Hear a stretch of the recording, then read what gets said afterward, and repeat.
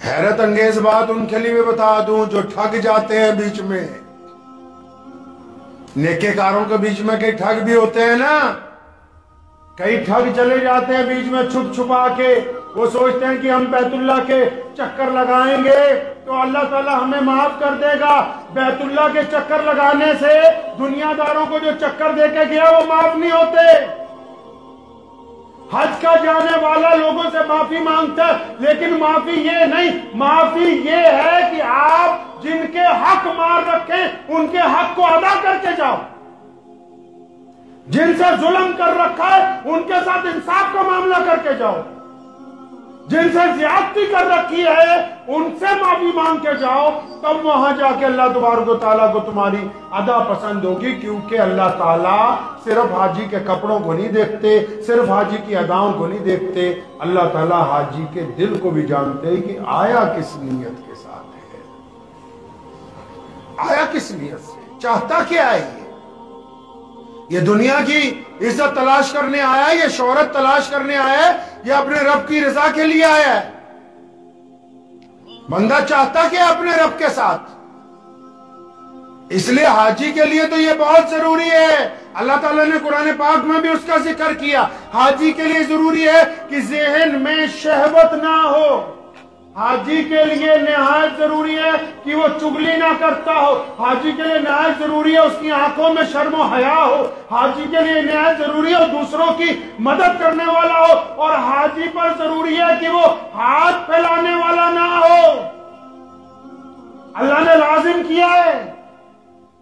एहराम बांधने के बाद जो जायज काम होते हैं वो भी अल्लाह तबारक व तआला ने मना कर दिए, क्योंकि बंदा अपने रब के इश्क के अंदर जा रहा है। कोई बैतुल्लाह के सफर के ऊपर हो, वो नौजुबिल्लाह किसी और के आगे हाथ फैला दे, ऐसा मुमकिन नहीं हो सकता। सैयदना उमर बिन खत्ताब रज़ियल्लाहु तआला अन्हु के पोते, वो जब बैतुल्लाह के तवाफ के लिए गए तो वहां मक्के के गवर्नर को पता लगा कि उमर रज़ियल्लाहु तआला अन्हु का पोता आया है। वो मिलने के लिए बैतुल्लाह में पहुंच गया और उसने कहा, हजरत आप मदीना मुनव्वरा से तशरीफ लाएं, मेरे लिए कोई खिदमत की बात हो। उसकी तरफ देखा, मुस्कुराते रहे, कुछ जवाब नहीं दिया। उसने एक बार कहा, दो बार कहा, तीन बार कहा तो फरमाया, ए अल्लाह के बंदे, सारी दुनिया अल्लाह से मांगती है, मैं भी तो यहाँ अपने रब से ही मांगने आया हूं, तू दे क्या सकता है। बड़ा शर्मिंदा हुआ, बैतुल्लाह से बाहर आ गया। जब हजरत तवाफ करके उम्रा करके बाहर तशरीफ लाए, फिर आ गया सलाम करने के लिए। गवर्नर था ना मक्के का, कहने लगा, हजरत अंदर तो आप बैतुल्लाह के सामने थे और मैं अब बाहर आ गया हूं, पर मैं तू दे क्या सकता है, तू तो दुनियावी गवर्नर है। अरे भले मानस, जो पूरी दुनिया का मालिक है मेरा रब है, मुल्तजिम से लिपट के मैंने तो दुनिया अपने रब से भी नहीं मांगी, तू मुझे क्या देने वाला है। बंदे का ईमान मजबूत होना चाहिए। कई बड़े बड़े लोग हज पे जाते हैं, उनकी बड़ी ख्वाहिश होती है कि शायद गवर्नर मिल जाए, शायद किसी इमाम से मुलाकात हो जाए, शायद किसी मुअज्जिन के घर में। ठीक है, वो मुकद्दस हस्तियां हैं।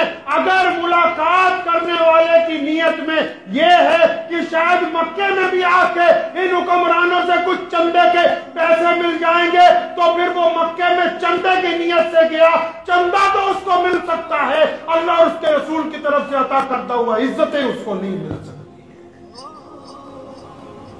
इज्जतें देने वाली अल्लाह तबारक व तआला की जात है। जाओ जलाल की जात मेरे रब की है। इसीलिए तो जब हाजी जाता है ना, हाजी की मुकम्मल तवज्जो और हज करने वाले दिल थाम के सुने। बहुत सारे हाजी जो है पूछते फिरते हैं कि हमारा हज हुआ कि नहीं हुआ, हमारा हज कैसे कबूल हो जाएगा। बात सुनो, अगर एहराम बांधने के बाद भी गुस्सा आ रहा है तो अभी हज अपनी तकमील की तरफ नहीं जा रहा। पढ़ा कुरान पाक को कि जिन्होंने एहराम बांधा उनमें शहवत नहीं होनी चाहिए, जिन्होंने एहराम बांधा उनमें गुस्सा नहीं होना चाहिए, जिन्होंने एहराम बांधा उनमें तनकीद नहीं होनी चाहिए, जिनमें एहराम बांधा उनमें जोर जुल्म नहीं होना चाहिए। तभी तो बैतुल्लाह में जब हज होता है करोड़ों मुसलमान पहुंचते हैं। ये दुनिया का पहला इज्तिमा है, पूरी दुनिया के हुक्मरान हैरान हैं। ये दुनिया का पहला जमावड़ा ऐसा है कि जिसमें करोड़ों लोग इकट्ठे होते हैं। आज तक कोई लड़ाई नहीं हुई, किसी के गिरेबान को नहीं पकड़ता है, कोई किसी से नाराजगी का इजहार नहीं करता है। वरना जहां बहुत ज्यादा लोग इकट्ठे होते हैं, अगर किसी की चादर गिर जाए, किसी का बैग इधर उधर हो जाए, किसी के पैर पे किसी का पांव आ जाए, अक्सर लोग लड़ पड़ते हैं। ये अल्लाह के मौजज़ों में से जिंदा मौजज़ा है कि जब करोड़ों हाजी इकट्ठे होते हैं, वो एक दूसरे की मदद करते हैं, एक दूसरे से कभी लड़ते नहीं।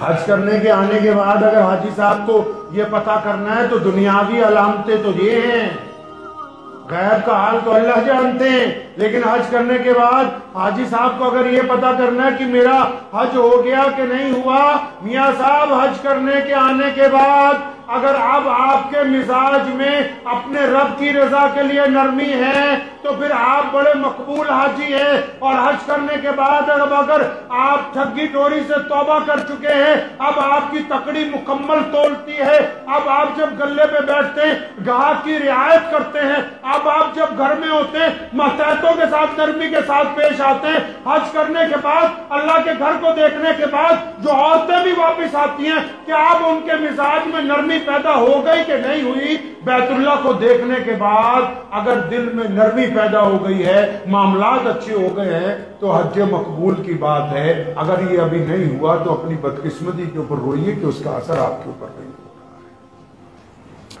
और बाज औकात असर इसलिए भी नहीं होता, आपको पता है जब हाजी कहता है लब्बैक अल्लाहुम्मा लब्बैक, आवाज आती कि हमने तेरा हज कबूल कर लिया है, लेकिन कई कहते ना लब्बैक, आवाज आती ला लब्बैक। क्यों? और यार ठगी मार के पैसों से आया,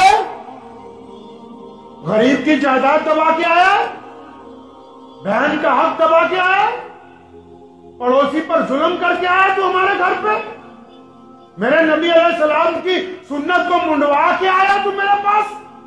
मेरे नबी अलैहिस्सलाम ने कहा झूठ नहीं बोलना, तो साहब झूठ बोल के आया, हेरा फेरी करके आया। जितनी मर्जी जोर से लब्बैक कहता रहे, जब तक मोहम्मद रसूलुल्लाह की इताअत पर रजा मंद नहीं हो जाता, जब तक मोहम्मद रसूलुल्लाह की इताअत के ऊपर रजामंद नहीं हो जाता, तब तक किसी लब्बैक की सदा जो है वो लब्बैक नहीं होगी। मुझे उम्मीद है कि आपको ये वीडियो पसंद आई होगी।